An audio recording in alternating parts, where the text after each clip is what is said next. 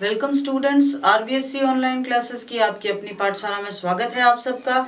हम पढ़ रहे हैं हिस्ट्री का तीसरा चैप्टर, अंग्रेजों से प्रतिकार और संघर्ष। किस तरह से अंग्रेज आए, संघर्ष हुआ और हमने स्वतंत्रता प्राप्त की।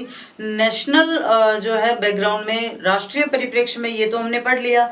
अब एक टॉपिक और है आपका, वो है राजस्थान के परिप्रेक्ष्य में ये सब कैसे हुआ। इसमें तीन तरह के मूवमेंट्स आपके दिए हुए हैं। एक तो जो ट्राइबल मूवमेंट्स हुए थे, जनजातीय आंदोलन, और उसके बाद में किसान आंदोलन और प्रजामंडल आंदोलन। तो राजस्थान के परिप्रेक्ष्य में ये जो टॉपिक है, ये इस चैप्टर का सबसे महत्वपूर्ण टॉपिक है। और आपको जैसे पता भी है, ये चैप्टर जो है सबसे ज्यादा मार्क्स गेन करता है हिस्ट्री में। 6 मार्क्स का है ये चैप्टर टोटली। तो आपको अच्छे से प्रिपेयर करनी है, पॉइंट वाइज पॉइंट जैसे लिखाया जा रहा है या स्टोरी वाइज जैसे इसको डिपिक्ट किया जा रहा है वैसे ही ध्यान में रखना है। तो आइए अब शुरू करते हैं कि राजस्थान के परिप्रेक्ष्य में क्या क्या आंदोलन हुए, कौन से हुए और उनका घटनाक्रम क्या रहा। सबसे पहले हम पढ़ेंगे राजस्थान के जनजातीय आंदोलन। जनजाति मैंने जैसे बताया है कि ऐसी जातियां होती है जो मुख्य धारा से परे और जंगलों में या जंगलों से मिलने वाले प्रोडक्ट्स से अपना गुजारा करती है, जीवन यापन करती है, वो जनजाति कहलाती है, जिनको हम ट्राइब्स भी कहते हैं, ट्राइबल मूवमेंट। तो वो पढ़ेंगे हम ट्राइबल मूवमेंट। राजस्थान में ट्राइबल मूवमेंट जो हुए वो दो हुए। आपके कोर्स में 2 पॉइंट्स दिए हुए हैं, एक तो भगत आंदोलन और दूसरा एक ही आंदोलन। तो भगत आंदोलन जो था वो गोविंद गुरु के नेतृत्व में शुरू हुआ था। गोविंद गुरु जो थे वो ऐसा कोई आंदोलन शुरू करना या राजनीतिक दृष्टि से विरोध करना, ऐसा उनका कोई लक्ष्य ही नहीं था। दरअसल गोविंद गुरु ये चाहते थे कि भील जो है वो प्रगति करे, चाहे वो नैतिक उत्थान करे, चाहे वो सोशली सामाजिक रूप से आगे आए, चाहे वो शिक्षा की दृष्टि से आगे आए। तो गोविंद गुरु जो है हमेशा से यही चाहते थे कि भीलों का उत्थान हो। तो उन्होंने क्या किया, भीलों के नैतिक उत्थान के लिए गोविंद गुरु ने 2 काम किए। एक तो संप सभा की स्थापना की थी, ठीक है, ये इंपॉर्टेंट है, संप सभा की स्थापना की थी। दूसरा उन्होंने एक पंथ चलाया था जिसको कहते हैं भगत पंथ। अब इसके रीजन क्या थे, देखिए संप सभा का काम तो था कि भीलों को सोशली अवेयर करना, सामाजिक रूप से उनको जागृत करना, उनको समझाना कि कई जो कुप्रथाएं हैं वो छोड़ दी जाए या नए जो है कुछ नवाचार अपनाए जाए। तो इस तरह से जागृत करना संप सभा का काम था। और दूसरा, हिंदू धर्म के प्रति उनकी आस्था को बनाए रखने के लिए उन्होंने भगत पंथ की स्थापना की थी। तो ये दोनों ही काम जो है वो भीलों के नैतिक, सामाजिक और धार्मिक उत्थान के लिए किए गए थे गोविंद गुरु द्वारा। लेकिन जो प्रशासन था, चाहे वो राज्य का प्रशासन हो चाहे अंग्रेजी प्रशासन, वो प्रशासन इस जागृति से भयभीत हो गया। क्योंकि हमेशा जब कोई भी चाहे जाति हो, चाहे धर्म हो, समुदाय हो, जब वो अवेयर हो जाते हैं तो वो हमेशा क्या करते हैं, गलत चीज का विरोध करते हैं। तो इस बात से प्रशासन और राज्य दोनों ही भयभीत हो गए कि ये इस तरह जागृत हो रहे हैं, कल को ये हमारा विरोध कर सकते हैं। पहली बात तो ये। तो फिर उनको क्या किया गया, भगत पंथ छोड़ने पर मजबूर किया गया, उन पर दबाव डाला गया कि ये जो सेक्ट, ये जो कल्ट आपने अपना रखा है, आप इसको छोड़ो। और दूसरे 2 महत्वपूर्ण कारण ये थे कि एक तो भीलों से जबरदस्ती बेगार करवाई जाती थी। बेगार क्या होता है, किसी से लेबर, किसी से श्रम करवाना, किसी से काम करवाना और बदले में उसको पैसे भी नहीं देना। तो इस फोर्स्ड लेबर को, इस जबरदस्ती करवाए गए श्रम को जो है बेगार कहा जाता है। और दूसरा, उनको जंगलों से बेदखल कर दिया गया। यही अब हमने पढ़ा था इससे पहले कि पश्चिमी घाट के भीलों के साथ भी यही हुआ था। यही राजस्थान में किया गया कि भीलों को जंगलों से बेदखल किया गया। तो हम सोच सकते हैं, हम समझ सकते हैं कि भील और जंगल एक दूसरे के पर्याय हैं। अगर आप उनको जंगलों से अलग कर देंगे तो उनकी रोजी रोटी और उनकी जो जीविका है उस पर आंच आएगी। तो ये 2 महत्वपूर्ण कारण बने और उसके अलावा भगत पंथ छोड़ने के लिए उन्हें मजबूर किया गया। इन दोनों कारणों की वजह से क्या हुआ, आंदोलन शुरू कर दिया भीलों ने। लेकिन जब ये आंदोलन शुरू हुआ तो इतना जबरदस्त आंदोलन शुरू हुआ कि सबसे पहले अप्रैल 1913 में गोविंद गुरु को गिरफ्तार किया गया। लेकिन जैसे ही उनको गिरफ्तार किया गया, सभी भीलों ने जबरदस्त विरोध किया, तो गोविंद गुरु को थोड़े दिन बाद ही वापस छोड़ दिया गया। तो बाद में गोविंद गुरु ने कहा कि एक बार वापस हम बात करते हैं सबसे भीलों से, और उनका एक सामुदायिक जो है सभा बुलाई गई। वो बुलाई गई थी मानगढ़ की पहाड़ी पर अक्टूबर 1913 में, ठीक है। अक्टूबर 1913 में ये मानगढ़ की पहाड़ी पर बहुत ही शांतिपूर्ण सभा हो रही थी। लेकिन उस समय वहां पर जो है अंग्रेज अधिकारी आए और उन्होंने गोलीबारी शुरू कर दी और 1500 भील इस गोलीबारी में शहीद हो गए थे। और इसके बाद गोविंद गुरु को 10 साल की कैद दे दी गई, 10 साल की सजा दे दी गई, जेल भेज दिया गया। तो इसी के साथ ये भगत आंदोलन समाप्त हो गया। लेकिन इसने भीलों में राजनीतिक और सामाजिक चेतना जागृत कर दी थी, जो कि अब तक उनके साथ चल रही है। भील वरना पहले एकदम ही पिछड़ी हुई जनजाति थे, तो इसी आंदोलन के बाद जो है उन्होंने मुख्य धारा के साथ कदम से कदम मिलाकर चलना शुरू किया। Let's see what happened in the tribal movements of Rajasthan. There is a certain point in your textbook, that is tribal movement of Rajasthan. We are going to study about tribal movements, the peasants movement and the Prajamandal movement. First let's talk about the tribal movements, and the first tribal movement was Bhagat movement. It was started by Govind Guru, and first of all he want the moral, social and religious upheaval of Bhils. He was working a lot for Bhils and he want their upheaval only. So he established a Samp Sabha. Samp Sabha was an organization which worked for the upheaval of Bhils. And also he founded the Bhagat cult. It was a cult or sect which let them ensure about their religion, ensure about their social position. So Bhagat cult was established by Govind Guru. But the government of that state government agitated from this upheaval, and Bhils were forced to leave the cult. They want them to leave that sect and let them be whatever they were be. Okay. Then the timely regions of that movement was first Begar. Begar means forced labor. Bhils were forced to do labor without any payment, and they were also deprived from the jungles, and jungles were the base of their livelihood. So both the reasons became the main reasons for the movement, and the movement started. The movement was very fierce, and finally Govind Guru was arrested in April 1913, but Bhils protested a lot and he was released afterwards. Then in October 1913 the procession were held at the Mangad hill, but firing took place and 1500 Bhils were killed in that firing. Afterwards Govind Guru was sentenced to 10 years of imprisonment, and the Bhagat आंदोलन ended like this. तो ये जो आंदोलन हुआ था इसने एक बार के लिए भीलों के उन्नति का मार्ग प्रशस्त कर दिया था।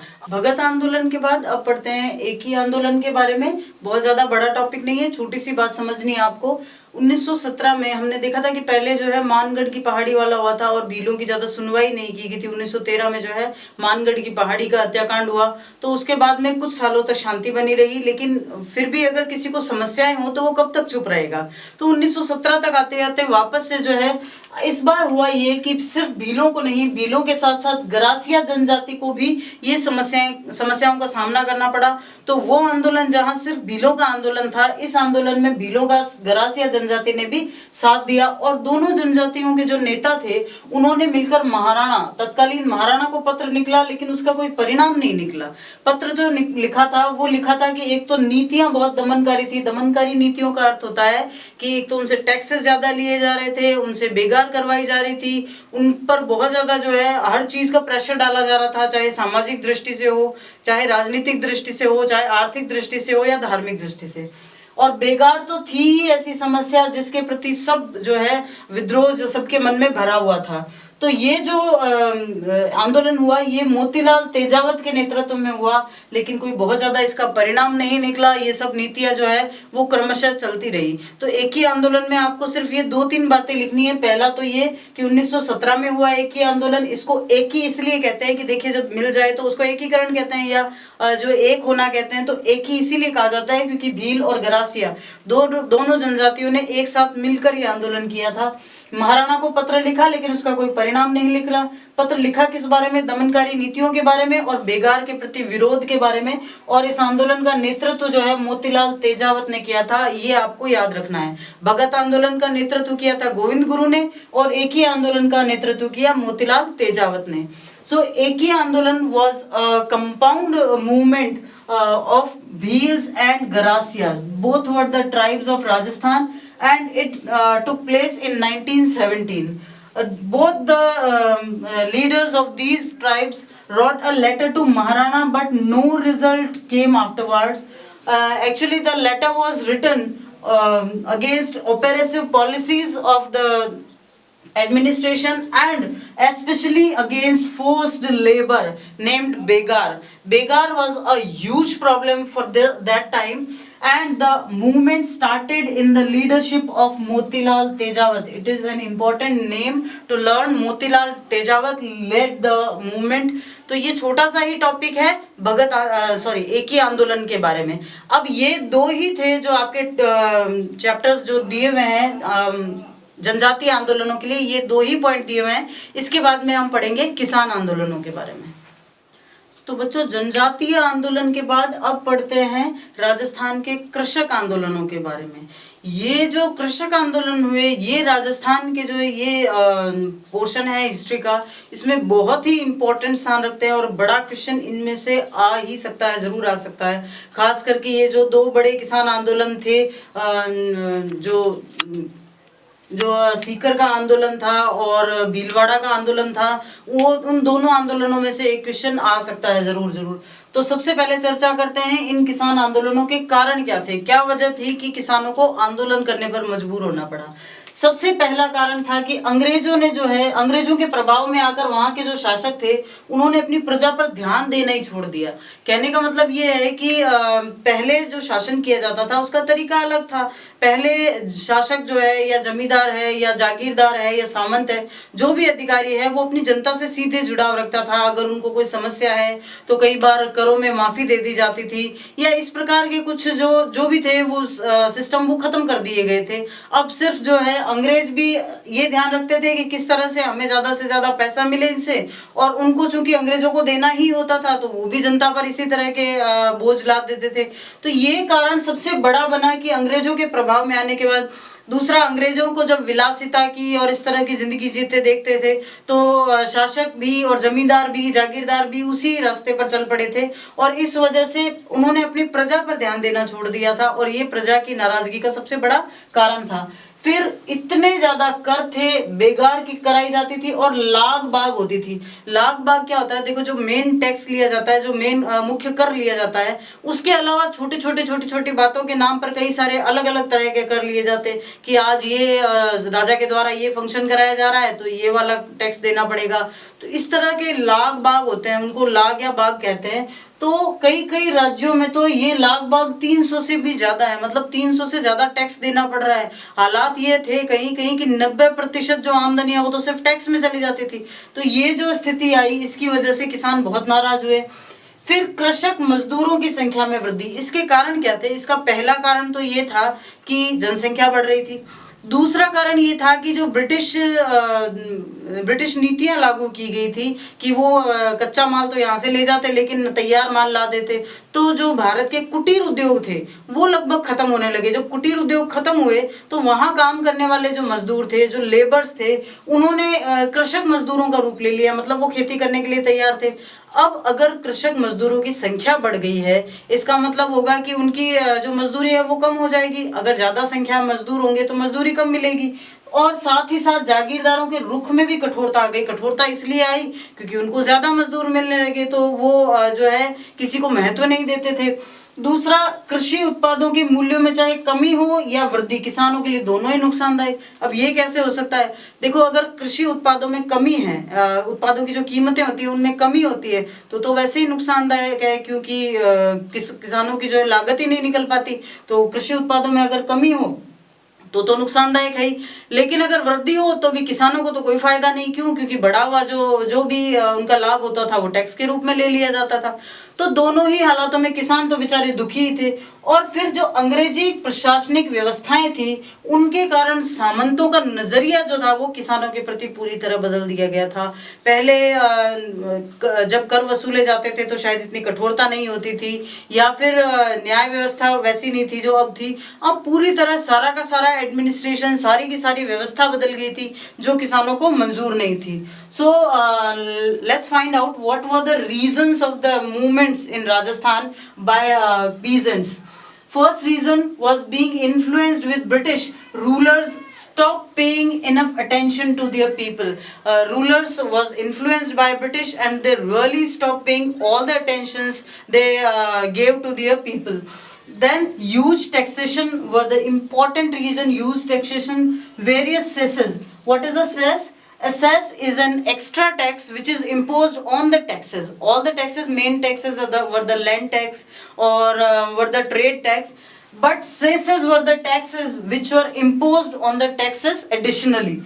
Then forced labor, which was the huge problem of that time. These three became the main reason for peasant movement. More than 300 taxes were there somewhere. Increasing the number of farm laborers. Farm laborers has increased because of growing population, you can say, or because all the industry being ruined by British administration. That's why the number of laborers increased, and that's why in the behavior of Jagirdars, a stiffness came and people were agitated with it. Then both the decline and increase in the price were fatal for the peasants. Peasants were all the changes in the price were harmful for the people, because if the prices declined, they can't even got their cost of the production, and if the price is increased, all the profit will go in taxes. So both the situations were fatal for the peasants. Then consequences of adopting British administration was also a big reason for peasants for movement. तो ये कारण थे कि राजस्थान के किसान मजबूर हो गए अपने शासकों के प्रति विद्रोह करने के लिए. अब जो महत्वपूर्ण किसान आंदोलन हुए हैं, चलिए उनके बारे में बात करते हैं. हमने जाना कि किसान आंदोलन के कारण क्या थे. अब पढ़ते हैं राजस्थान के सबसे बड़े किसान आंदोलन, बिजौलिया किसान आंदोलन के बारे में. बिजौलिया जो है वो उदयपुर का एक ठिकाना था उस समय. आज के टाइम में बिजौलिया जो है वो भीलवाड़ा जिले में है. उस समय जो उदयपुर जो मेवाड़ राज्य था उसका एक ठिकाना था. ठिकाना कहते हैं राज्य को प्रशासन की दृष्टि से जो छोटे छोटे इलाकों में बांट दिया जाता है, तो उसको ठिकाना कहा जाता था. अब एक बात ध्यान में रखना है कि इसमें जो ज्यादातर जो किसान थे वो धाकड़ जाति के जाट किसान थे बिजौलिया में जो भी थे. और 1894 में वहाँ के जो सामंत थे राव गोविंद दास, उनकी मृत्यु हो गई.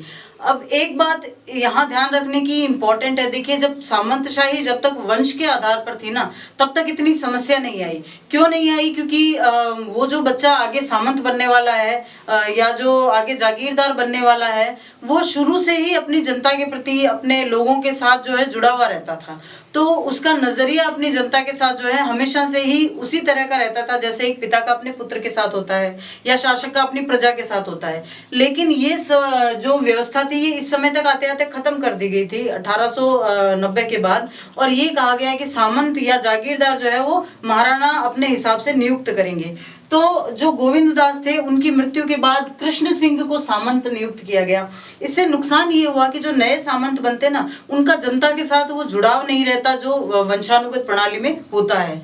तो नए सामंत बने कृष्ण सिंह, और उस समय जनता की स्थिति बहुत खराब थी. लगभग 84 तरह की लाग या बाग या टैक्सेस उन पे लगे हुए थे. 84 तरह के, मतलब ये कहने का कि लगभग उनकी 87% जो आमदनी होती थी वो तो टैक्स देने में ही चली जाती थी, और साथ साथ में उनसे बेगार अलग से करवाई जाती. ये बड़ी समस्या बन गई थी जनता के लिए.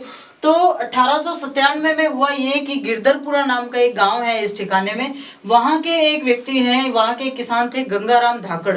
उनके पिता की मृत्यु हो गई. तो उनके पिता की मृत्यु में हम देखते हैं कि आज भी पुराने टाइम का कुछ जो रिवाज हैं वो चल रहे हैं कि जब किसी बड़े बुजुर्ग की मृत्यु हो जाती है तो उनकी मृत्यु के बाद 12वें दिन एक भोज रखा जाता है. तो उसमें किसी को बुलाया नहीं जाता, जिसको हम न्यात कहते हैं ना. वहाँ की 8 गाँवों की, 7 गाँवों की, 10 गाँव की वो न्यात होती है. तो उसमें क्या होता था, उन्होंने जाति की न्यात रखी. जाति की न्यात का मतलब होता है कि धाकड़ जाति का कोई भी किसान वहाँ आके और उस जो है भोज को अटेंड कर सकता था. तो गिरधरपुरा गांव में गंगाराम धाकड़ के पिता की मृत्यु के बाद जो है मृत्यु भोज जो रखा गया, उसमें सारे धाकड़ जाति के किसान इकट्ठे हुए। पहली बार इतने बड़ी संख्या में इकट्ठे हुए थे, तो उनको बात करने का मौका मिला और इस समय अपनी समस्याओं के बारे में उन्होंने खुल के बात की।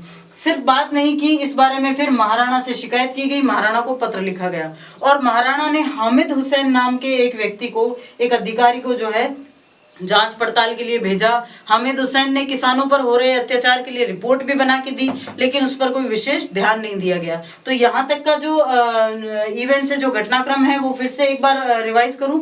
देखिए, गोविंद दास की मृत्यु के बाद कृष्ण सिंह जागीरदार बने।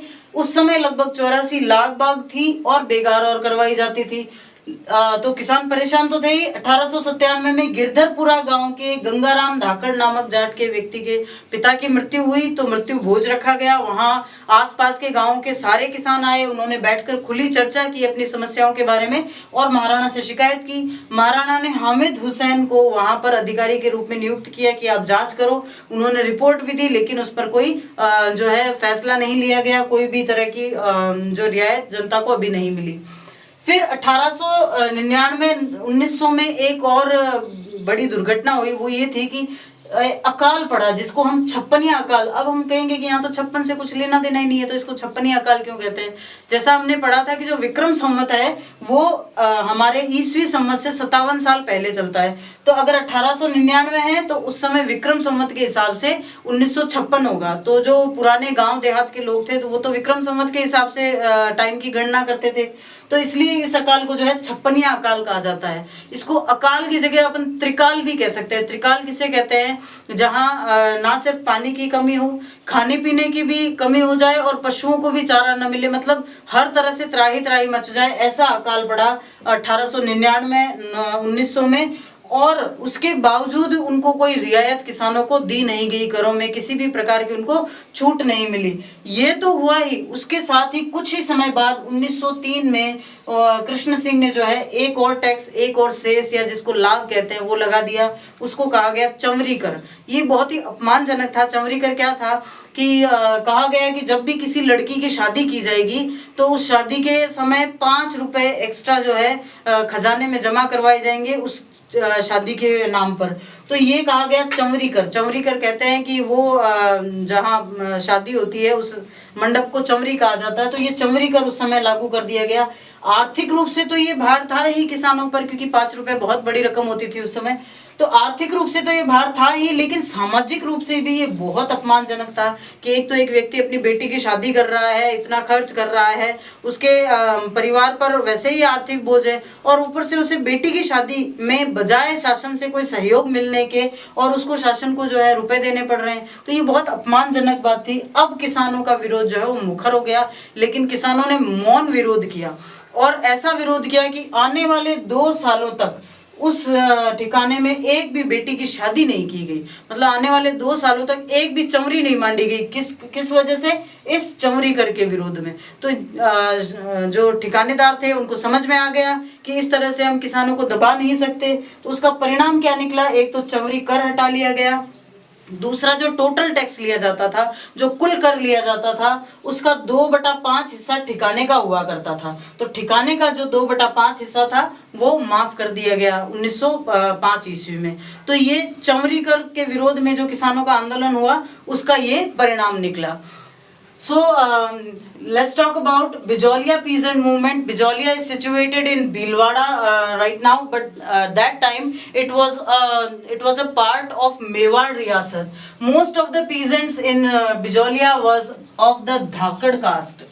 In 1894, Govind Das, the main Jagirdar, was died, and after that Krishan Singh became the Jagirdar.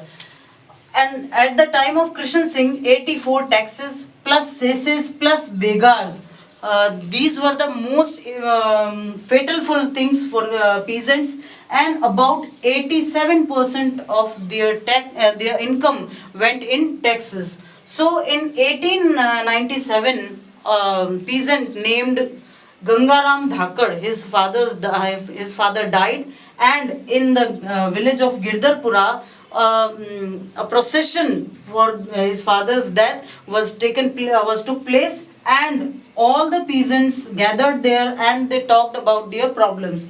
A complaint was sent to Maharana, and Maharana sent an official named Hamid Hussain for all the investigation. Reports came from Hamid Hussain, but no attention was given to that report.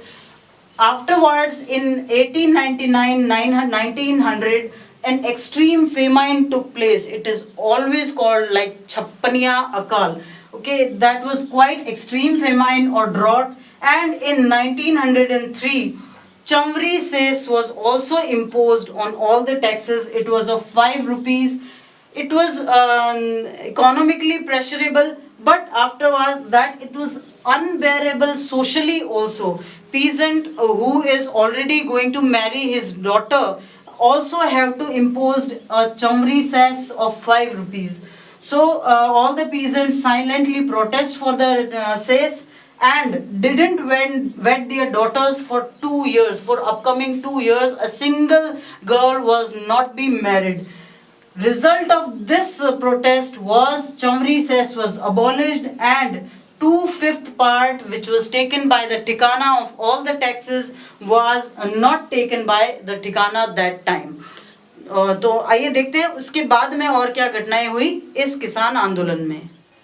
तो बिजौलिया किसान आंदोलन में 1906 के साथ ही एक नए चरण का सूत्रपात हुआ, क्योंकि कृष्ण सिंह की मृत्यु के बाद पृथ्वी सिंह जो है बिजौलिया के नए सामंत बने। उन्होंने क्या किया, जो पृथ्वी सिंह ने रियायतें हटाई थी, जो चौवरी कर हटाया था और 2/5 हिस्सा लेने से मना कर दिया था, उन्होंने वो सारी रियायतें हटा दी और सारे पुराने कर वापस लगा दिए। अच्छा, ये तो किया ही किया, एक नया कर और लगा दिया तलवार बंधाई के नाम से। तलवार बंधाई क्या होती है, जब नया सामंत बनता है तो उसके तलवार बांधी जाती है उसकी कमर में महाराणा के द्वारा, या महाराणा का जो भी प्रतिनिधि होता है उसके द्वारा, और ये घोषित किया जाता है कि ये सामंत बन गया। तो इस सामंत बनने के समय अपने आप को सामंत बनाने के लिए महाराणा को वो कुछ जो है उपहार या कुछ पैसे जो है वो उपहार के रूप में देता था, तो उसको तलवार बंधाई कहते थे। तो पृथ्वी सिंह ने क्या किया, ये जो तलवार बंधाई थी ये भी जनता के माथे पर मढ़ दी और इसके नाम से एक नया कर जनता पर लगा दिया कि जो तलवार बंधाई मुझे महाराणा को देनी है वो मैं जनता से वसूल करूंगा। तो यानी कि ये पुराने कर तो थे ही सारे के सारे, जो लगभग 87% के करीब सारी आमदनी चली जाती थी वहां, वो तो थे ही। तलवार बंधाई नाम से एक नया कर और लगा दिया गया, नया जो है कर या जिसको हम लाग कह सकते हैं वो और लगा दिया गया। अब 3 व्यक्ति थे जिनके नेतृत्व में किसानों ने आंदोलन शुरू किया, साधु सीताराम दास, फतेहकरण चारण और ब्रह्मदेव। इन 3 व्यक्तियों ने किसानों का नेतृत्व करना शुरू किया। साधु सीताराम दास जो थे वहाँ की एक लाइब्रेरी में, एक पुस्तकालय में वहाँ पुस्तकालय अध्यक्ष के रूप में काम करते थे, और फतेहकरण चारण और ब्रह्मदेव ने भी उनका साथ दिया। और इस आंदोलन में इन्होंने क्या किया, सारे किसानों को एक किया और सारे किसानों ने जो है उस समय हल चलाने से ही इनकार कर दिया कि जो हम कमाएंगे वो तो सारा का सारा सरकार ले जाएगी, तो फिर हमारे हल चलाने से फायदा क्या। तो किसानों ने जो है हल ही रख दिए, उस साल खेती नहीं की। अब इसके प्रतिक्रिया के स्वरूप में क्या किया गया, फतेहकरण चारण और ब्रह्मदेव इन दोनों को राज्य से निकाल दिया गया, बाहर ही निकाल दिया गया, देश निकाला दे दिया गया। और साधु सीताराम दास को भी नौकरी से हटा दिया गया और उसको भी जो है वो बाहर निकालने की कोशिश की गई और कुछ दिनों के लिए जेल में डाला गया। तो साधु सीताराम दास ने विजय सिंह पथिक को आमंत्रित किया कि आप आइए और आप इस आंदोलन का नेतृत्व कीजिए। विजय सिंह पथिक जो है वो मूलतः उत्तर प्रदेश के थे और उन्होंने फिर जो है बिजौलिया किसान आंदोलन में प्रवेश किया। उन्होंने 1917 में हरियाली अमावस्या जो आती है, श्रावण के महीने की जो अमावस्या होती है उसको हरियाली अमावस्या कहते हैं। हरियाली अमावस्या के दिन ऊपरमाल का पठार है।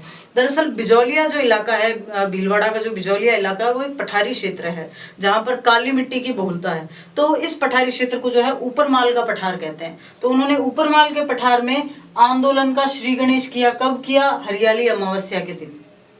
अब कुछ छोटे छोटे जो है इस आंदोलन में ऐसे ऐसे सहयोगी रहे, उनका एक बार हम जिक्र कर लेते हैं।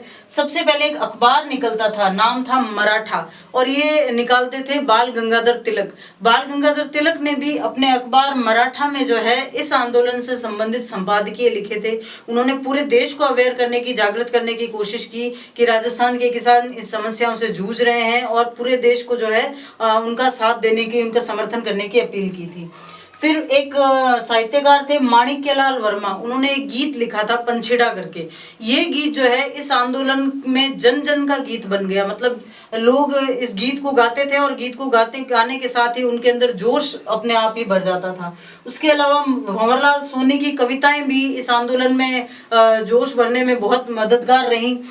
प्रेमचंद ने जो उपन्यास लिखा था रंगभूमि, उसकी पूरी की पूरी जो हम कह सकते हैं उसका बेस, उसका जो आधार है वो इसी आंदोलन से लिया गया है, रंगभूमि नाम के उपन्यास का आधार। और एक कानपुर से एक अखबार निकलता था, नाम था प्रताप, और उसके संपादक थे गणेश शंकर विद्यार्थी। उनको विजय सिंह पथिक ने, ऐसा कहा जाता है कि चांदी की राखी भेजी, ये कहकर कि आप और हम अब से भाई हुए और इस नाते जो है आप हमारा सहयोग कीजिए। और उन्होंने अपने इस अखबार प्रताप में इस आंदोलन के बारे में खूब लेख लिखे और इस आंदोलन को जो है पूरे देश के लोगों को जानने पर मजबूर कर दिया कि ये लोग आंदोलन क्यों कर रहे हैं, और पूरे देश से समर्थन जो है इस आंदोलन को मिलने लगा। Afterwards, when Kishan Singh died, Prithvi Singh became the new landlord in 1906. And what he did, he first abolished all the concessions and all the taxes. All the earlier taxes were imposed again on the people. Then a new cess named Talwar Bandhai was also imposed. Talwar Bandhai was taken by the landlord, which he had to give the Maharana, being the landlord or being the new landlord of that Jagir. Then 3 persons took place or took the leadership of this movement: Sadhu Sitaram Das, Fateh Karan Charan and Brahmadev. When they led this movement, all the peasants refused to plow that year. All the peasants had refused to plow and said that if we are going to give all our income as taxes, why should we plow our lands? Then in the reaction of this, Fateh Karan Charan and Brahmadev was banished from the kingdom, and Sadhu Sitaram Das was fired from his job. He invited Vijay Singh Pathik to lead the movement, and Vijay Singh Pathik in 1917, on the day of Haryali Amavasya, which comes in the month of Shravana's 15th day, he started the movement at the Uparmal's plateau. Uparmal is a place in Bijolia and it is a plateau region. Okay, these are some specific things. That first of all, Maratha was a newspaper which was edited by Tilak, and he wrote lots of editorial about this movement and people came aware about this movement. Manikyalal Verma had written Panchida song, and it has become the anthem of this movement. Again, Bhamarlal Soni also wrote some poems about the peasants movement. And Premchand's Rangbhumi, a novel, Rangbhumi, a very famous novel, Rangbhumi, was written on the base of this movement. And there was a newspaper which was printed in Kanpur, and the editor was Ganesh Shankar Vidyarthi. And it is said that Pathiks had sent silver bracelet or silver rakhi to him and told him that we are brothers right now and you have to support us in this movement. So Ganesh Shankar Vidyarthi wrote lots of editorial about this movement, and people of the whole country had aware about this. हाँ, तो students, अब बिजौलिया किसान आंदोलन में entry हो गई है विजय सिंह पथिक की। और विजय सिंह पथिक को हमने पढ़ा कि 1917 में उन्होंने हरियाली अमावस्या के दिन उपरमाल के पठार पर जो है इस आंदोलन का श्री गणेश कर दिया था। जो साधु सीताराम दास थे, उन्होंने निमंत्रण दिया था विजय सिंह पथिक को कि आप आइए और आंदोलन संभालिए, और उन्होंने इस आंदोलन की जो है शुरुआत की। उपरमाल सेवा समिति नाम से उन्होंने एक युवाओं की समिति का गठन किया जो इस आंदोलन की जो है पूरी तरह से संचालन में मदद कर रहे थे। उपरमाल सेवा समिति और एक पंचायती पत्र भी निकाला गया जिसका नाम था उपरमाल का डंका। ठीक है, तो ये दो नाम आपको याद रखने हैं, उपरमाल सेवा समिति और उपरमाल का डंका। ठीक है, फिर 1919 में अप्रैल महीने में उदयपुर राज्य सरकार ने, अब चूंकि सब जने इतनी बात कर रहे थे, हमने देखा कि तिलक भी अपने पत्र में, समाचार पत्र में उनके बारे में लिख रहे हैं, कानपुर से जो प्रताप निकल रहा था गणेश शंकर विद्यार्थी वो भी लिख रहे थे, प्रेमचंद ने उपन्यास लिख दिया, गीत गाए जा रहे थे। तो ये सब चीजों का प्रभाव जो है वो राज्य सरकार पर भी पड़ता ही है। चारों तरफ से जब दबाव आता है कि आपके राज्य में कुछ गलत हो रहा है, तो उदयपुर राज्य सरकार ने पहले हामिद हुसैन के नेतृत्व में एक समिति बनाई थी, अब जो है हाकिम बिंदुलाल भट्टाचार्य के नेतृत्व में एक समिति बनाई। उस समिति ने भी अपनी रिपोर्ट दी, लेकिन नतीजा वही डाक के तीन पात। कोई उस समिति पर की जो रिपोर्ट पर है ना, कोई भी एक्शन नहीं लिया गया। फिर उसमें उस समय राजस्थान के जो एजीजी थे, एजेंट टू गवर्नर जनरल, वो थे रॉबर्ट हॉलैंड। तो रॉबर्ट हॉलैंड की अध्यक्षता में एक और समिति बनाई गई और इस समिति ने प्रॉपर सारी इन्वेस्टिगेशन करने के बाद फरवरी 1922 में 35 करों को खत्म कर दिया। हमने पढ़ा था कि लगभग 84 तरह की लाग बाग लगाई थी, फिर उसके बाद में चौरी कर और लगाया गया, तलवार बंधाई और लगा दी गई। तो इन सारों में से 35 टैक्सेस को, 35 तरह की करों को, लागों को समाप्त कर दिया गया। लेकिन वो जो ठिकाना था बिजौलिया ठिकाना, उन्होंने इस फैसले को लागू ही नहीं किया। फिर बाद में इन सबसे परेशान होकर 1927 में पथिक ने किसानों को ये सलाह दी कि आप भूमि छोड़ दो और कोई इलाज नहीं है। तो किसानों ने पथिक के कहने से भूमि छोड़ दी, लेकिन वहां भी ठिकानेदार ने क्या किया, उस भूमि को बजाय उन किसानों की बात मानने के उस भूमि को नीलाम कर दिया और नए किसानों ने आकर ये भूमि खरीद ली। और जो पुराने किसान थे उन्होंने पथिक पर ये इल्जाम लगाया कि आपकी वजह से हम अपनी भूमि से महरूम हो गए। इससे दुखी होकर पथिक ने अपने आप को इस आंदोलन से अलग कर लिया और जब पथिक चले गए उसके बाद में कोई बड़ा नेतृत्वकर्ता बचा नहीं, तो फिर धीरे धीरे करके ये आंदोलन समाप्त हो गया। मतलब ये आंदोलन जो ऐसा था, बहुत बड़ा आंदोलन था, बहुत वृहद स्तर पर था, लेकिन इसका वास्तविकता में कोई जो है निर्णय निकला नहीं। So after being entered, the Pathik has started Uparmal Seva Samiti of the youth of Bijolia and newspaper named Uparmal Ka Danka. Both the names were to be learned properly. Uparmal Seva Samiti of youth and Uparmal Ka Danka was a newspaper. Okay, then in April 1990, Udaipur state government has organized a committee named Bindulal Bhattacharya Committee. The committee has investigated and gave a proper report, but no action was taken on that report. Then Rajasthan's AGG, Agent to Governor General Robert Howland committee was organized, and this committee investigated properly, and after the investigation this committee has abolished 35 taxes in February 1922, but the landlords never ever wanted to abolish these taxes, so landlords didn't apply this decision of the Robert Howland committee. Then in 1927, Pathik suggested all the peasants to leave their land, and all the peasants were after Pathik, so they left their land. But the landlord had organized an auction, and all the land were sold to new peasants. That's why all the peasants had claimed Pathik that you have suggested us to do that. Then Pathik left the movement, and that's why the movement ended up gradually. तो कोई specific निर्णय जो है इस आंदोलन का निकला नहीं और ये आंदोलन इस प्रकार से समाप्त हो गया। इसके साथ ही आज का वीडियो समाप्त होता है। आज हमने किसान आंदोलनों में पहला आंदोलन पढ़ा, बिजौलिया का किसान आंदोलन। इसके अलावा जो किसान आंदोलन है और साथ ही प्रजामंडल आंदोलन, वो हम पढ़ेंगे अगले वीडियो में। धन्यवाद।